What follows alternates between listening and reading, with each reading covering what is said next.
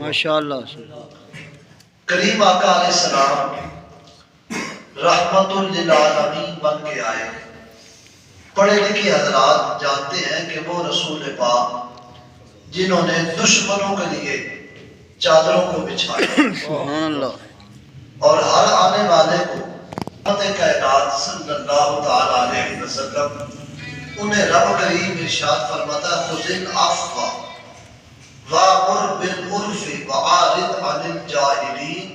اے محبوب مکرم صلی اللہ علیہ وآلہ وسلم اپنی عادت یوں بنائیے کہ آنے والوں کو معاف فرمائیے۔ سبحان اللہ اس کا معنی یہ بنے گا کہ اللہ کریم یہ فرما رہا ہے اے میرے محبوب معاف کرنے کی عادت اپنائیے۔ رحمت عالم صلی اللہ علیہ وسلم کی بارگاہ ناز میں انسان تو رہا انسان، حدیث بتاتی ہے جانور بھی آگے پناہ لیتے ہیں۔ سبحان اللہ جانور بھی پناہ لیتے ہیں حضور جان عالم کی بارگاہ میں۔ پھر اللہ ساری کائنات کا خالق ہے، اس رب کریم نے اپنے محبوب کو ساری کائنات کا مالک بنا۔ ماشاءاللہ وہ اللہ اپنے پیارے کو فرماتا ہے خذ العفو، جن کی طبیعت میں بدلہ لینے کی کوئی بات ہی نہ ہو، شروع سے جن کی طبیعت کرم کا مائل ہو، انہیں رب فرمائے کہ اے محبوب معاف کرنے کی عادت اپنائیے۔ کوئی معنی تو اس میں ہے کہ اللہ پاک فرما رہا ہے محبوب خذ العفو وامر بالعرف، معاف کرنے کی عادت اپنائیے۔ مفتی احمد یار خان لکھتے ہیں کہ اللہ کریم نے بظاہر تو یہ حکم رسول پاک تو ہے اور حقیقت میں امت کو سمجھایا جا رہا ہے کہ معاف کر دینا، درگزر کر دینا، یہ اتنا بڑا عمل ہے، بظاہر بڑا مشکل کام ہے کہ معاف کر دینا، درگزر کرنا نہیں ہوتا۔ ایک قصوروار بندہ کسی کے سامنے ہے، طبیعت میں وہ چیزیں پائی گئی ہیں، بندے سے معاف کرنا دشوار ہو جاتا ہے، بندہ معاف نہیں کر پاتا، اندر میں چونکہ نفسانی خواہشات ہیں وہ اظہار کرتی ہے۔ لیکن حضرت ام المومنین عائشہ صدیقہ رضی اللہ تعالی عنہا ارشاد فرماتی ہے رسول اللہ صلی اللہ علیہ وسلم نے ارشاد فرمایا جو دنیا میں کسی کو معاف کرتا ہے کل قیامت کے دن رب رحیم اس کو معاف کرتا ہے۔ سبحان اللہ مکے والوں کو معاف کیا، طائف والوں کو معاف کیا، مدینے والوں کو بھی معاف کر دیا، ان کو بھی معاف کیا جنہوں نے جنگ میں غداری کی، ان کو بھی معاف کر دیا۔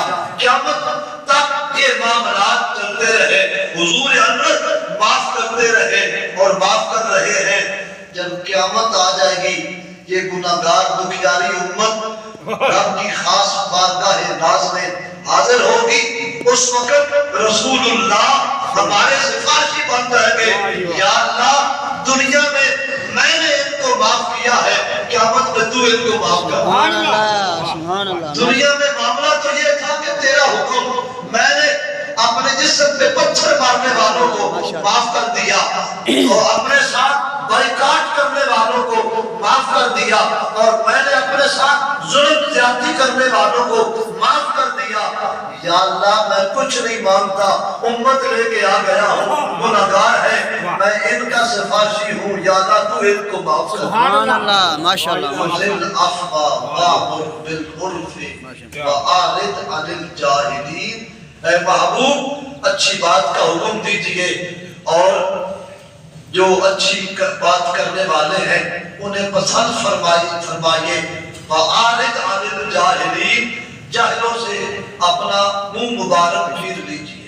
وَإِمَّا يَنزَغَنَّكَ مِنَ الشَّيْطَانِ نَزْغٌ فَاسْتَعِذْ بِاللَّهِ۔ اچھا بندے سے معاف کیوں کر نہیں ہوتا، اس کا سبب رب کائنات نے خود بیان کیا۔ وہ بندہ جس میں طاقت ہو، جس کے اندر پاور ہو، اس کو معاف کرنا بہت دشوار ہوتا ہے۔ جس میں طاقت نہیں، ہمت نہیں، بڑھاپا ہے، کمزوری ہے جسمانی یا مالی، کوئی بھی کمزوری ہے وہ بندہ معاف ہی کرتا رہتا، اس پر بدلہ لینے کی طاقت جو نہیں۔ جس کے پاس طاقت ہو وہ معاف کرے تو وہ معاف کرنا ہو، اللہ ماشاء اللہ ماشاء اللہ۔ طاقت نہ ہو تو پھر تو حضرت سعدی نے کہا کہ وہ بوڑھا بے بھیڑیا آخر وقت میں پرہیزگار بن جاتا ہے کہ اب شکار کرنے نہیں ہوتا تو صوفی بن کے بیٹھ گیا، نہیں، طاقت ہو تو پھر بندہ کام کرے تو پھر اس کام کا ریٹ بھی زیادہ ہے اور اللہ کی بارگاہ میں اس کی وقت بھی زیادہ ہے۔ حضرت جبریل غصہ معاف نہیں کرنے دیتا، اور غصے میں شدت حرارت ہے، خون میں قوت ہے، اور یہ قوت بندے کو غصہ دلاتی ہے اور پھر بندہ معاف کرنے پہ نہیں، بدلہ لینے پہ تل اٹھتا ہے۔ میرے اندر طاقت ہے، میرے اتنے بھائی ہیں، اتنا خاندان ہے، میرا اتنا قبیلہ ہے، میرے پاس اتنا پیسہ ہے، میں اس کو یوں کر دوں گا یا کر دوں گا، یہ ساری چیزیں بندے کو معاف کرنے نہیں دیتی۔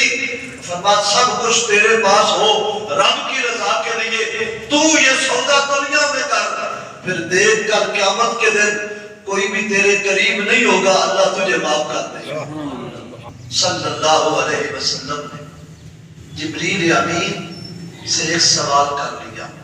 حضور کے ایک صحابی رحمت عبد الرحمن بن زید، یہ ان کا نام ہے، حضرت عبد الرحمن بن زید رضی اللہ تعالی عنہ، یا رسول اللہ بندے کو جب غصہ آئے تو کوئی ایسی ہمیں تعلیم دے دے کہ غصے کی حالت میں ہم وہ عمل کر لیں، وہ دعا پڑھ لیں، وہ کلمات دہرا لیں تاکہ ہمارا غصہ ختم ہو جائے، ہمارے اندر معاف کرنے کا جذبہ پیدا ہو جائے۔ کریم عبد الرحمن بن زید کو ارشاد فرمایا، اس کا جواب میں نہیں دیتا، جبریل امین آنے تو ان سے پوچھتے ہیں۔ حضرت جبریل امین آئے، رسول اللہ صلی اللہ علیہ وسلم نے حضرت جبریل امین سے پوچھا ہے، جبریل بتاؤ جب کسی انسان کو غصہ آ جائے وہ کون سے کلمات پڑھے جن کے پڑھنے سے اس کا غصہ ختم ہو جائے اور اس کے اندر معاف کرنے کی صلاحیت پیدا ہو جائے، اس کی طبیعت معاف کرنے کی طرف مائل ہو جائے۔ حضرت جبریل امین نے کہا، یا رسول اللہ مجھے نہیں پتا، اس لیے کہ ہمیں غصہ آتا ہی نہیں۔ سبحان اللہ سبحان اللہ۔ ہمیں نہیں پتا، ہمیں غصہ آتا ہی نہیں۔ وجہ کیا ہے کہ غصے کے لیے مادہ بشریت کا ہونا ضروری ہے۔ جہاں نورانیت ہے وہاں گناہ نہیں اور وہاں غلطیاں نہیں، وہاں قصور نہیں۔ یہ سارے معاملات عوارض ذاتیہ انسان کے اندر پائے گئے، شہوت بھی اس میں، غصہ بھی اس میں، اور پھر غلطی کا عنصر بھی اس کے اندر، اور پھر وفا کی بہار بھی اس کے اندر۔ سبحان اللہ سبحان اللہ۔ یہ انسان کے اندر یہ ساری خوبیاں رکھی گئی ہیں، کوئی بھی خامی نہیں۔ اللہ ہر کوئی خوبی غلط نہیں دی، ہر کسی دے اپنے اپنے طریقے استعمال کرنے کا طریقہ جدا جدا ہے۔ کاریگر کسی گھٹیا چیز کو بھی ضائع نہیں ہونے دیتا، وہ کسی کام کی جگہ پہ لگا دیتا ہے، اور جو نکارا آدمی ہو وہ کام کی چیز کو بھی ضائع کر بیٹھتا ہے۔ شفیق صاحب ہمارے بڑے کاریگر ہیں، یہ کسی ماڑی چیز کو بھی اچھی طرح بنا کے اس کو اچھا کر دے، کاریگر جو ہوئے۔ اور جو کاریگر نہیں، میرے جیسا بندہ سونا بھی ہاتھ چڑھ جائے وہ بھی ضائع کر دیتا ہے۔